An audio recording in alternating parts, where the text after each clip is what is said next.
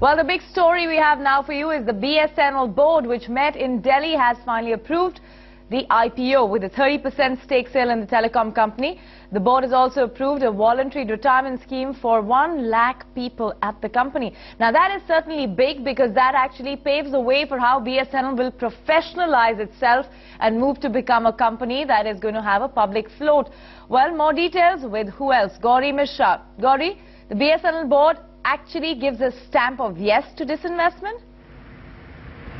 Absolutely, Shelley. The board had a mammoth meeting today, 5.5 hours, after which there was a unanimous decision that there must be divestment to the tune of 30%. Remember, earlier that board had recommended 10% of divestment, but now they are in complete agreement with Sam Pitroda committee's recommendations, 30% divestment in maybe 2 or 3 tranches. That should definitely happen. And that, of course, is a big step forward for BSNL, which is still struggling for having even 10% of divestment given union issues.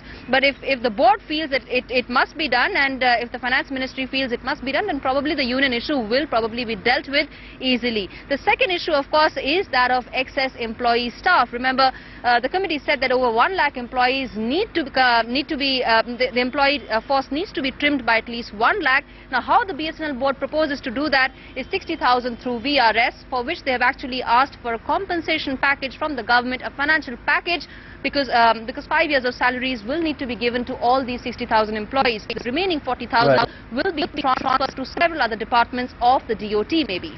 Hey Gauri, BNSL looking more and more like a regular corporate company, private company perhaps, but what about voluntary retirement? How's that going to work?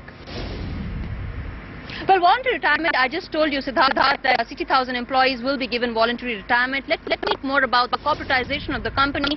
The board took some very significant steps towards how it plans to really corporatize the whole company. Well, the committee said that the chairman and managing director position should be split up. The board did not really go ahead and say that it should happen, but it left the decision to the ministry. But that actually is the biggest reason why BSNL is where it is. And if the posts were to be split, then of course things could be very different for the company. But the other big issues, decisions that the company took was that senior management employees should be hired on a contractual basis. The other thing is that key positions like the chief financial officer, the chief marketing officer, and CIO, the chief information officer, should actually be kept in BSNL to corporatize the company. So these are some of the big issues and big decisions that the company took. The other big was that there must be an advisory board, an overarching advisory board that should be set up, which could have private representation as well, not just people from the BSNL itself.